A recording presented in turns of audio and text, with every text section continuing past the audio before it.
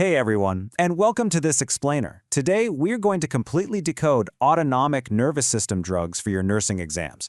Look, if you've ever felt totally overwhelmed by those endless lists of agonists, antagonists, mimetics, and lytics, you're definitely in the right place. We're going to simplify all of this using one single, unforgettable concept: a seesaw. Because once you understand how to balance that seesaw, pharmacology becomes way less about rote memorization and way more about pure logic. Here's our game plan for today.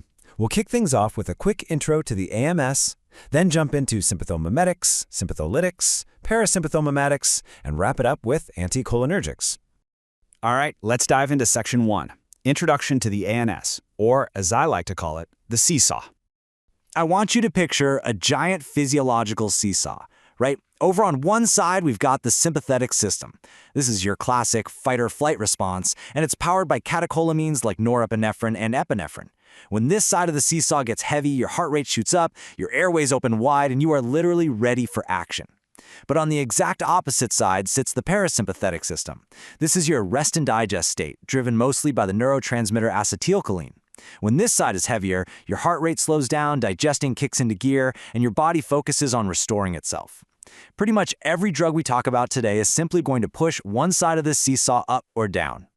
Moving right along to Section 2, sympathomimetics, also known as adrenergic agonists. Okay, so there are 4 absolute must-know vasoactive adrenergics. First up, epinephrine. This is your undisputed first-line drug for anaphylaxis and pulseless cardiac arrest. Then we have norepinephrine, famously known as Levophed, which is a total powerhouse for treating profound hypotensive states and shock. Now, dopamine is super interesting because its effects are totally dose-dependent. Low doses improve renal perfusion, while high doses are used to crank up blood pressure in shock syndromes. And finally, dobutamine, which specifically acts to increase heart contractility in things like cardiac decompensation or heart failure. These are life-saving drugs, and they slam down incredibly hard on the sympathetic side of our seesaw. Out there, in actual clinical practice, you're going to see these applied through highly controlled IV dosage guidelines.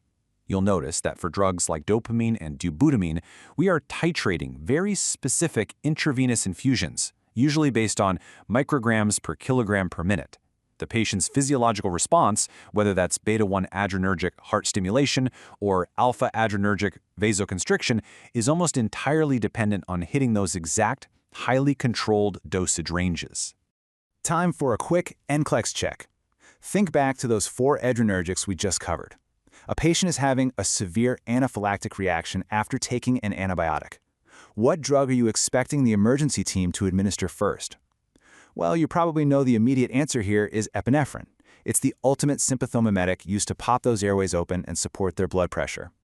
That brings us to Section 3, sympatholytics, or adrenergic blockers. So the crucial point here is really mastering the exam vocabulary. Take the word sympatholytic. That suffix, lytic, literally means to lyse or destroy. These drugs are antagonists. They bind to the exact same adrenergic receptors we just talked about, but instead of activating them, they act like a shield. They block the neurotransmitters from attaching, which completely inhibits that fight-or-flight response. You're basically looking at 2 main types of blockers here. Alpha blockers cause smooth muscle relaxation and vasodilation. A massive standout in this category is phentolamine. This drug is absolutely critical for restoring blood flow if a powerful vasoconstrictor like dopamine extravasates, meaning it leaks out of the vein into the tissue. On the flip side, we have beta blockers, like metoprolol and propranolol, which are all about protecting the heart. They block those circulating catecholamines, ultimately giving you a decreased heart rate and a much lower cardiac workload. Let's test that knowledge right now. If a vasoactive drug like dopamine leaks into the surrounding tissues, it causes this incredibly severe vasoconstriction that can literally lead to tissue death.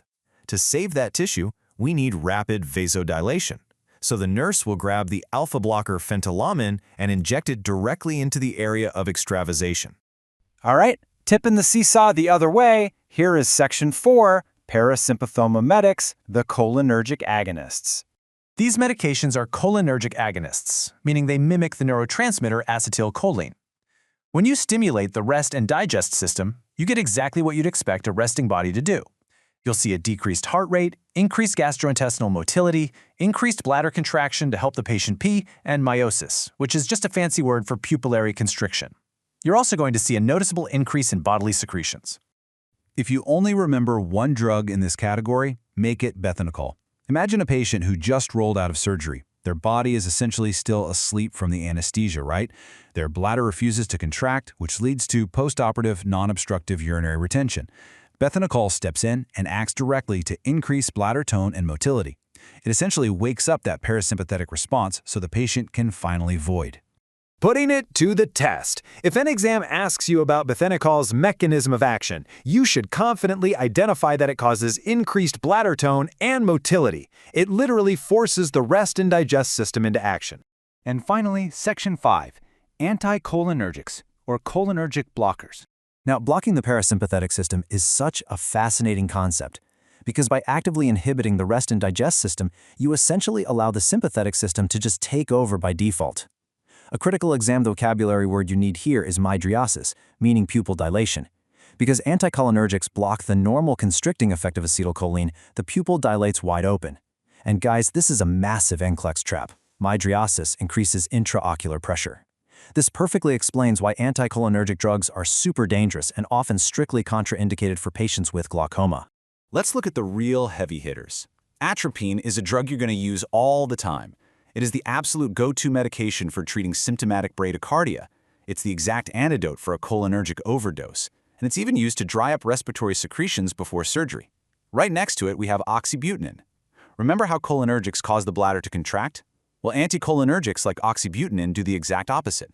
They relax the smooth muscle of the bladder, making it a perfect treatment for an overactive, spastic bladder. When you're actually teaching patients about anticholinergics, you've got to remind them that blocking rest and digest dries absolutely everything up. They should fully expect a dry mouth. But more importantly, because these drugs reduce the body's ability to sweat, these patients are at a severe risk of overheating. They absolutely must avoid high temperatures and extreme heat.